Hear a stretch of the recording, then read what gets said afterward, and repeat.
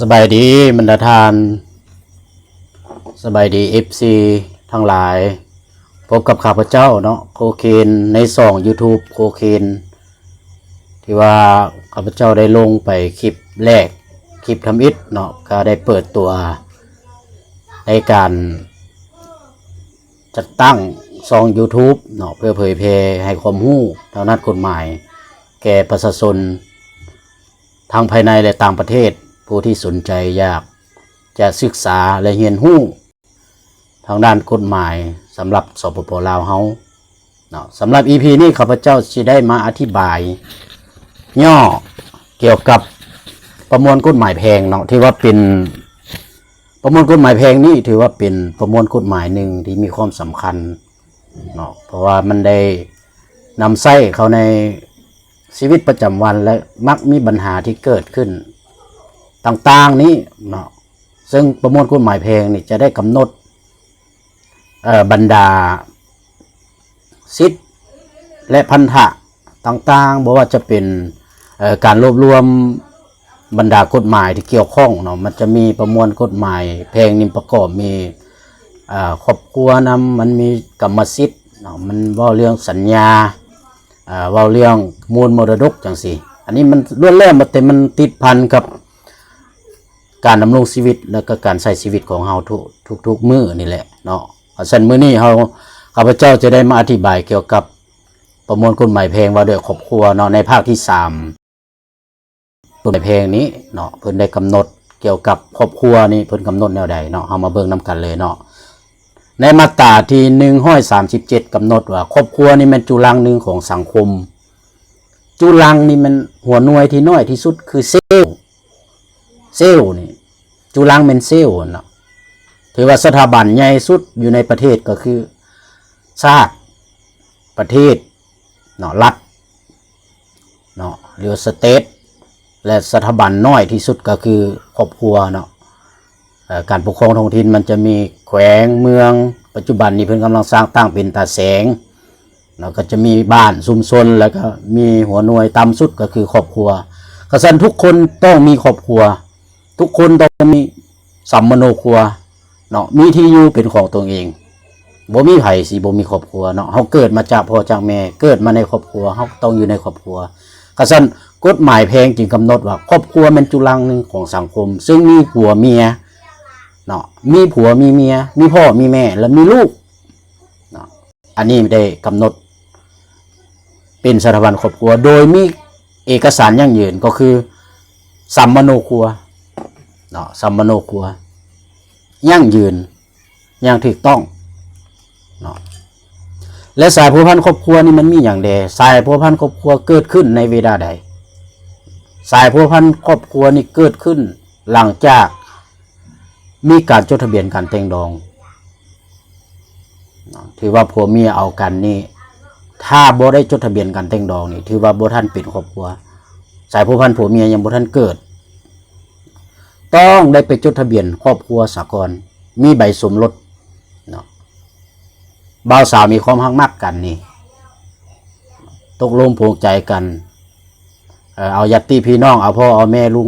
แก่เฒ่าแก่ลุงตาไปสู่ขอเฮ็ดบทบันทึกการแต่งดองแล้วจูงแขนกันไปจดทะเบียนครอบครัว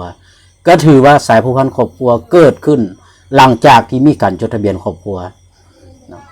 ถึงจะบ่ได้เฮ็ดดองใหญ่โตมโหฬารพิธีการแต่งดองบ่ได้เฮ็ดก็บ่เป็นหยังเนาะผ่านมาเฮาเข้าใจว่าสายพัวพันผัวเมียนี่จะเกิดขึ้นก็หลังจากมื้อเฮ็ดดอง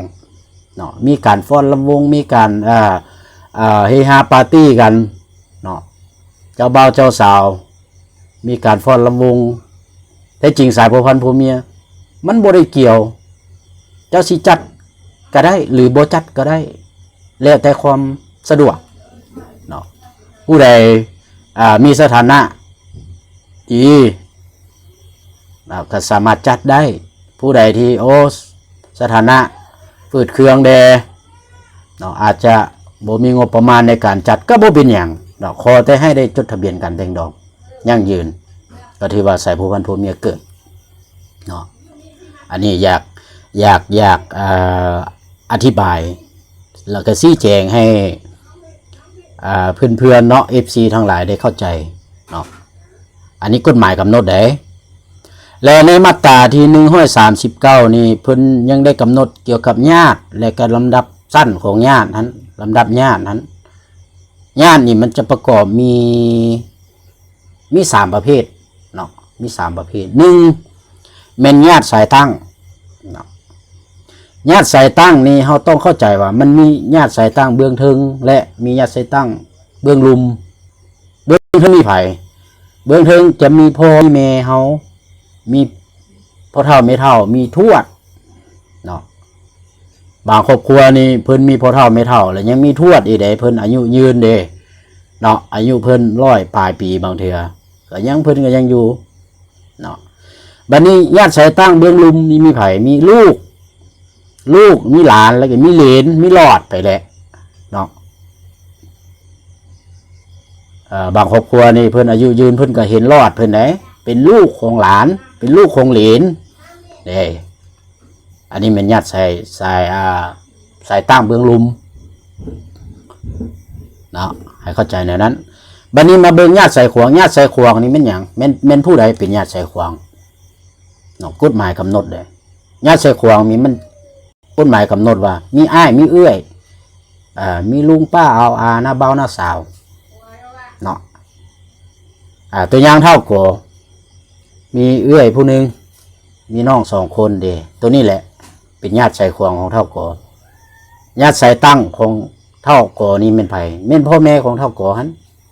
แล้วก็เป็นลูกของเท่าก่อหันเป็นหลานของเท่าก่อหันอันเป็นญาติสายตั้งญาติสายขวางของเท่าก่อเป็นเอื้อยเป็นอ้ายแล้วเนาะหรือว่าน้าเบ้าน้าสาวเนาะลุงป้าเอาอาแม่นเป็นญาติสายขวางของเราลำดับญาตินี่ญาติสายตั้งนี่จะ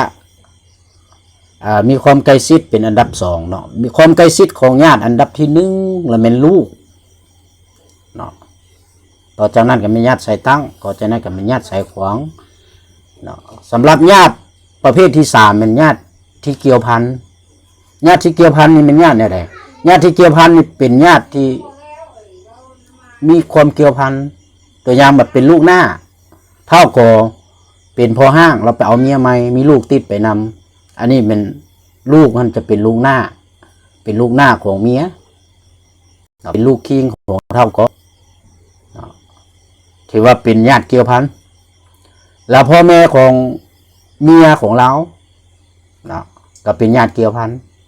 แล้วพ่อแม่ของเราก็เป็นญาติเกี่ยวพันของเมียอ้ายน้องอ้ายเอ้ยน้องของเมียน้องเมียจังสิอ้ายเมียเอื้อยเมียนะเบาเมียน้าเคยเมียจังสิอันนี้กับเกินว่าญาติเกี่ยวพันเนาะบรรดาญาตินี่กฎหมายบ่อนุญาตให้แต่งงานกันเนาะกฎหมายบ่อนุญาตให้แต่งงานกันลูกหน้ากับบ่สามารถเอากันได้กฎหมายบ่อนุญาตตัวอย่างว่าเท่าก่อมีลูกติดผู้หนึ่งเนาะเราไปเอาเมียใหม่เมียก็มีลูกติดเนาะ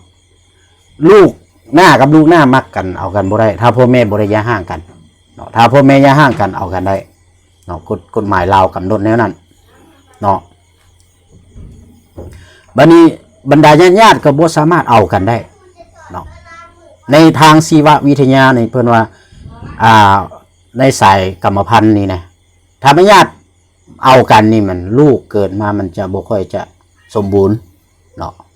บ่ค่อยจะสมบูรณ์เนาะสังเกตว่าเวลาเห็นบ่เขาเจ้าเอากันเอาคนต่างประเทศจังซี่เอาฝรั่งอังกฤษนี่ลูกเกิดมานี่งามสมบูรณ์ดีเนาะเพราะฉะนั้นกฎหมายจึงบ่อนุญาตให้ญาติพี่น้องเอากันและบ่ให้มีการปฏิสัมพันธ์ทางเพศต่อกันอีกเนาะน้าบ่าวสิไปมักลูกไผ่ก็บ่ได้เนาะลูกเขยสิไปมักน้องเมียก็บ่ได้อันนี้เพิ่นบ่อนุญาตเนาะในทางชนเผ่ามุ่งเนาะเฮาสังเกตว่าเป็นอันดีได้ชนเผ่ามุ่งนี่นะเนาะถ้าว่านามสกุลคือกันละบ่ล้มกันเลยเนาะบ่สนใจเลยเนาะเขาว่าเป็นญาติกันถึงบ่ฮู้กันก็เนี่ยสิอยู่ใต้อยู่เหนือก็เนี่ยคันนามสกุลตรงกันแล้วบ่ล้มกันเนาะอันนี้เป็นอันนึงเนาะ ที่ว่าญาติเพิ่นบ่ให้เอากันเนาะที่ว่าเอาสำนี้ก่อนเนาะมือนี้เนาะเพราะว่าค่อยๆเว้าค่อยๆไปเนาะก็สิออกมาเว้าต่อเนื่องอ่ะแหละทุกมื้ออ่ะแหละมื้อเอามื้อละมาตรา2มาตราไปเนาะก็ขอบใจที่ติดตามแล้วก็มีหยังก็สนทนากันเด้อถ้าว่ามีปัญหาอยากถามก็สามารถเขียนอยู่ใต้คอมเมนต์ได้เนาะหรือว่าสิโทรศัพท์มาก็ได้อยู่ใต้คอมเมนต์มีโทรศัพท์เนาะโทรศัพท์นำเนาะแต่คันมักวิดีโอนี่ก็อย่าลืมกดไลค์กดแชร์กด Subscribe ไว้เนาะเวลาข้าพเจ้าลงคลิปใหม่ๆมันจะเด้งให้พวกท่านได้เห็นเนาะทุกคลิปเลยแหละเนาะเอาสำหรับมื้อนี้ก็ขอสำเนีก่อนขอขอบใจนำ FC ทั้งหลายเนาะขอบใจ